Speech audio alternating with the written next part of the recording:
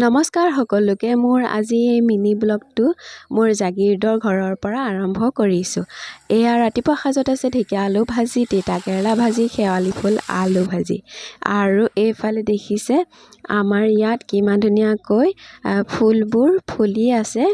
এইবোৰ যিমান ফুল আছে ইয়াত সেইবোৰ আমি ৰুই থৈ যোৱা আৰু মই এয়া দেখিছে কিমান ধুনীয়াকৈ লাগি আছে। আৰু এইফালে ভাইয়ে চাফা কৰি আছে কিমান ধুনীয়াকৈ।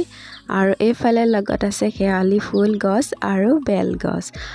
আৰু ইয়াত যিমানবোৰ আছে গছ সেইবোৰ বাৰু আমি ৰুই থৈ যোৱা। আৰু এইফালে দেখিছে আমাৰ এইজন ভাগিন হয়। আৰু এইফালে আমাৰ এইখিনিত আছে দলং এখন, বাঁহৰ দলং। এইখিনিয়ে আমাৰ সন্মুখৰ খিনি হয়। তেন্তে আজি মোৰ এই ভিডিঅ'টো ইমানতে সামৰিছোঁ। ধন্যবাদ।